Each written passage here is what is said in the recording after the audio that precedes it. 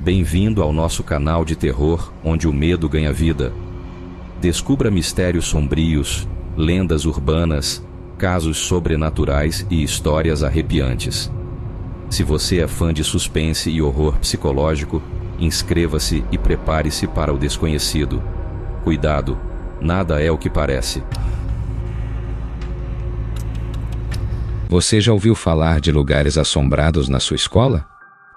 Algumas histórias parecem só boatos, até que alguém decide testar. E quando isso acontece, nem sempre há volta. Todo mundo já ouviu uma história assustadora sobre algum canto esquecido da escola. Um corredor escuro, um banheiro abandonado ou até um velho bebedouro. A maioria acha que são só lendas criadas para assustar os novatos.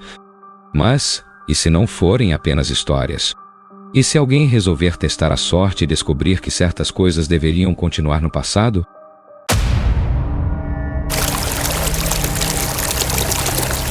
A Escola Estadual Rui Barbosa, construída há mais de 50 anos, sempre foi alvo de histórias assombradas contadas pelos alunos. A mais famosa delas envolvia o velho bebedouro, no fim do corredor do segundo andar. Um aparelho antigo de ferro, que rangia toda vez que alguém apertava o botão. A lenda dizia que o bebedouro estava ligado à morte de uma aluna chamada Renata, que desapareceu misteriosamente há 2 décadas. Segundo os rumores, Renata havia bebido água do bebedouro pouco antes de desaparecer. Alguns juravam que a água saía avermelhada de vez em quando, como se estivesse contaminada por sangue, enquanto outros diziam que podiam ouvir o som de soluços vindos daquele canto escuro nos corredores vazios. Apesar das histórias, ninguém realmente acreditava, exceto os mais supersticiosos. Mateus, um adolescente curioso do 3º ano, nunca levou essas lendas a sério.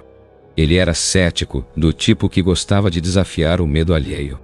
Em uma tarde tranquila, enquanto ajudava na organização de um evento escolar, ouviu novamente sobre a história do bebedouro através de suas colegas Júlia e Bianca. Eu ouvi dizer que se você beber água lá 3 vezes seguidas, a Renata aparece atrás de você, disse Bianca, com os olhos arregalados. Júlia completou, e dizem que ela leva a alma de quem a vê. Mateus riu alto. Vocês acreditam mesmo nisso? Que besteira, vou provar que é só uma história de criança. Sem hesitar, caminhou pelo corredor do segundo andar, seguido pelas garotas que imploravam para ele não se arriscar. O corredor estava vazio e silencioso. A luz dos ventiladores pendurados no teto lançava sombras em movimento nas paredes. Mateus se aproximou do bebedouro enferrujado. Vamos acabar logo com isso, disse ligando o aparelho. Ele bebeu uma vez, depois outra, enquanto as garotas observavam à distância, segurando o fôlego.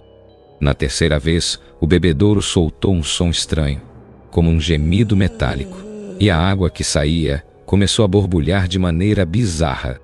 Naquela noite, Mateus começou a sentir algo estranho. Durante o jantar, enquanto sua mãe conversava sobre coisas corriqueiras, ele ouviu um som distante, como passos molhados no corredor de sua casa. Levantou-se para verificar, mas não viu nada. Quando voltou para a mesa, o som havia cessado. No dia seguinte, durante a aula, Mateus continuou ouvindo ruídos. Às vezes eram sussurros abafados, outras, soluços desesperados, mas sempre distantes, como se viessem do fundo de um corredor. Tentou ignorá-los, mas isso se tornou cada vez mais difícil. Quando comentou com Júlia e Bianca, elas ficaram aterrorizadas. Eu te avisei.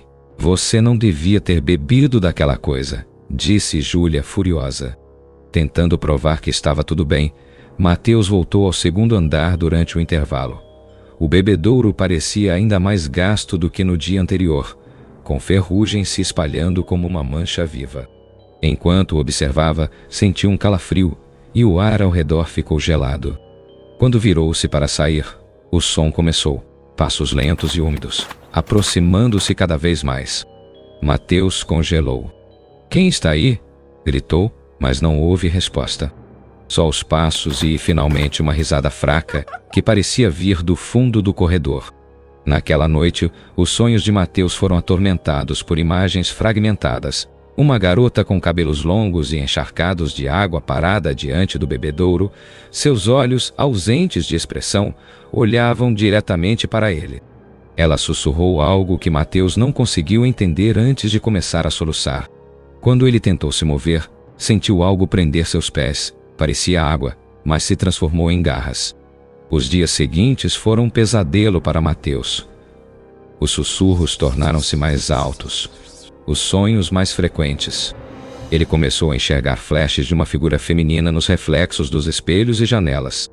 Júlia e Bianca insistiram para que ele falasse com o zelador, o Sr. Américo, que conhecia bem as histórias da escola.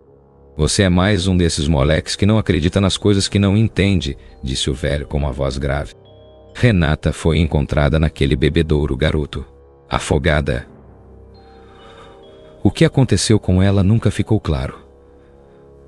Mas dizem que a alma dela está presa aqui, buscando vingança. Mateus tentou convencer o zelador a ajudá-lo, mas Américo apenas sacudiu a cabeça. Se ela já escolheu você, garoto, só resta uma coisa: peça perdão. Ela não gosta de quem desafia sua memória. Com medo, Mateus decidiu voltar ao corredor naquela mesma noite, armado com flores e um pedido de desculpas, conforme Américo sugerira. A escola estava deserta e o ar incrivelmente pesado. Ele acendeu uma lanterna e foi até o bebedouro. Quando chegou lá, sentiu o chão molhado, embora não houvesse nenhum vazamento visível. Mateus deixou as flores no bebedouro e murmurou: "Eu sinto muito, por favor, me deixe em paz." Por um momento tudo ficou em silêncio. Mas então, o bebedouro começou a jorrar água sem parar. E os passos molhados ecoaram novamente, desta vez muito próximos. A lanterna de Mateus piscou e apagou-se. Ele ouviu a mesma risada fraca, mas agora mais alta. Quando a luz voltou, uma garota pálida e de olhos fundos estava diante dele. "Você me viu", disse ela em um sussurro gélido. "Agora é tarde demais."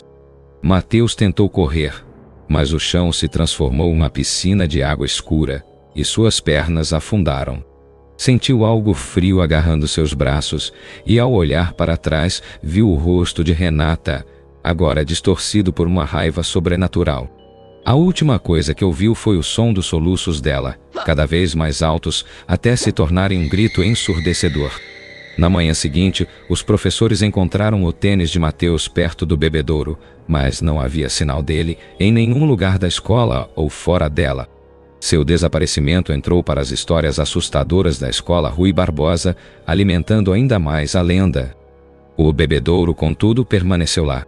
Às vezes, a água que saía ainda parecia tingida de vermelho, e alguns alunos garantiam ouvir risadas e soluços à noite. Mas ninguém ousava beber daquela água novamente. Mateus agora era parte da história, e ao que tudo indicava, ele nunca saiu da escolar.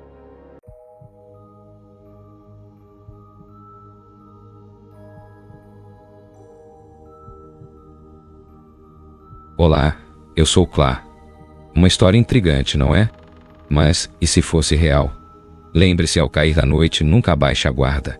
Mantenha os olhos abertos, pois o perigo pode estar à espreita onde menos se espera. Sua segurança é crucial para nós, nossos preciosos telespectadores. Proteja-se.